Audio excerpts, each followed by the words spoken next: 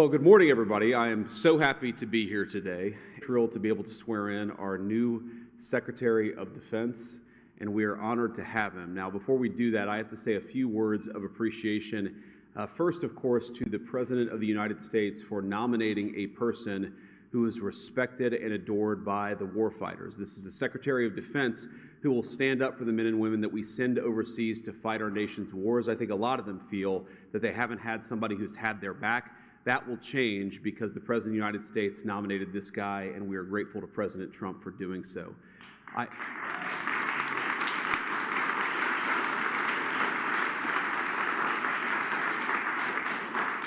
I also want to say thank you to my Senate colleagues. It turns out we couldn't spare one, and all of you did an incredible job.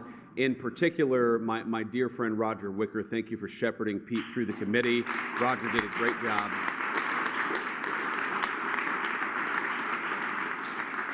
And in addition, all of the members of the Senate Armed Services Committee, who I know gave Pete the vetting and the hearing that he deserved, and I'm glad that we all ultimately decided that the President's nominee for Secretary of Defense ought to be our actual Secretary of Defense, and we're here today. I'm going to say one final thing. If you look at what has separated President Trump from so many of the people who came before him, it is the view that, number one, we should be sparing in how we deploy our most precious resource, which is the men and women who are willing to put on the uniform and put their life on the line for this country. We shouldn't send them everywhere, but two, when we do send them anywhere, we ought to empower them with the tools necessary to fight and win quickly and come home afterwards. And that is what sets this administration apart, and that's what Pete Hegseth represents.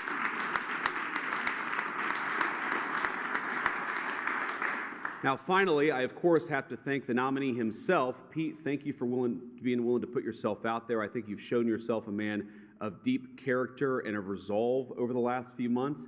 Jennifer, thank you for standing by, our new Secretary of Defense, and your beautiful family, from your kids to the extended family. You guys did a hell of a job. We're proud of you, and we're glad to have you in Washington as we work to make America great again. So with that, let me administer the oath of office. Kids, come on up.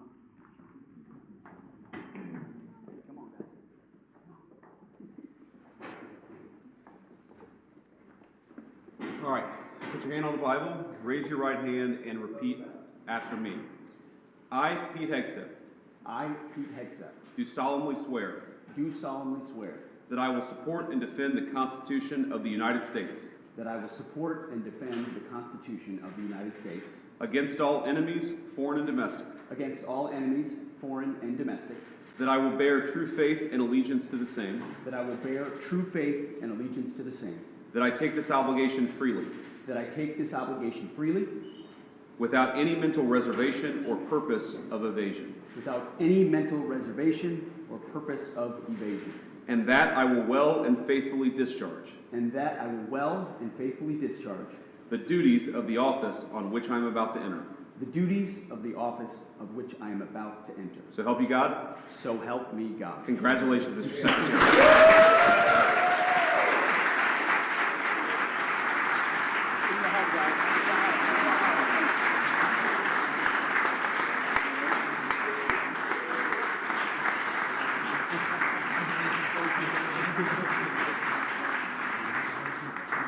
Congratulations. Mr. Secretary, say a few words. All praise and glory to God. His will be done, and we're grateful to be here. And as I said in my hearing, it was Jesus and Jenny. I would not be here without you, sweetheart. Thank you so much. I want to thank the President of the United States, our Commander-in-Chief, Donald Trump. We could not have a better Commander-in-Chief than him. It is the honor of a lifetime, sir, to serve under you. We look forward to having the backs of our troops and having your back in executing peace through strength, in putting America first, and in rebuilding our military. Mr. Vice President, thank you for breaking the tie. It's not the last time, or not the first time the headline reads, Junior Enlisted Marine bails out Junior Army Officer. And, you know, some people were saying, well, 50-50, that's too tight. And Senator Mark Wayne Mullen was nice enough to take my kids up to the gallery to watch the actual moment that the vice president sealed the deal. And they came running in. They said, Dad, instead of being sad about 50-50, 51-50, they said, Dad, you won in overtime. That's the perspective I like. So thank you throughout this process, Mr. Vice President, for being incredible. I also want to thank the chairman of the Senate Armed Services Committee. So many members of the Senate Armed Services Committee, we became fast friends in this process. The advice, the consent, the wisdom, the guidance. I look forward to working with all of you and other senators to ensure the Defense Department has what it needs, that our nation has what it needs, and that we're prepared to defend it in all moments. To my staff, amazing staff who were with us this entire process, I see so many of you through thick and thin. We used to look at the betting odds every once in a while on this. It was low at one point. Never do that. But we defied them. And there were so many folks on the inside and then allies on the outside who stood by us every single moment. And we are eternally grateful for that. And I want to thank the warfighters. I want to thank the men and women wearing the uniform. And I've said this before when I speak, and I mean it. Every time I stand at a podium and there's bright lights and cameras, the first thing that goes through my head are the guys that I served with on the battlefield. The men and the women who I lock shields with and put my life on the line with, who never get the spotlight, who never have the cameras, who people don't know what they did in dark and dangerous places. But I know. And at the Pentagon, we're going to remember and we're going to know. And we're going to think about those warriors with every single decision that we make. We will put America first. We will bring peace through strength. And the three principles I talked about are what we will bring to that Pentagon. Restore the warrior ethos in everything that we do. Rebuild our military. And reestablish deterrence. We don't want to fight wars. We want to deter them, as you said. And we want to end them responsibly. But if we need to fight them, we're going to bring overwhelming and decisive force to close with and destroy the enemy and bring our boys home.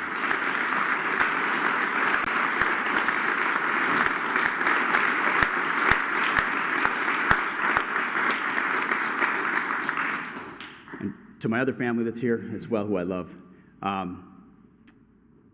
it's the honor of a lifetime. And I would be remiss if I didn't note one person in this room who doesn't expect to be recognized, but Captain Rougeau is here. He was my company commander on my first deployment in Guantanamo Bay. He was there on June 3rd, 2003, when I first swore in as a second lieutenant at Princeton University, and he swore me in. And I wanted to make sure he was here today with me as well. Thank you very much, sir.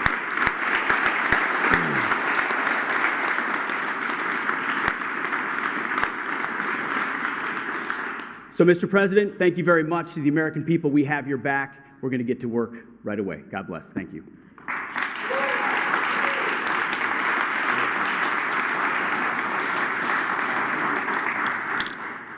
All right, I guess that's it. Any questions? Why should women in the armed service trust you? Guys, let me answer that for the new secretary. All people in our armed services should trust him because he looks out for them and he's going to fight for them. And he's going to make sure that we have the kind of military that we can all be proud in, that we can all be proud of, and that, again, when we send it to do a job, we do it well, we do it quickly, and then we get the hell out. And that's what Secretary Hegseth is going to bring to the Department of Defense. Anything else?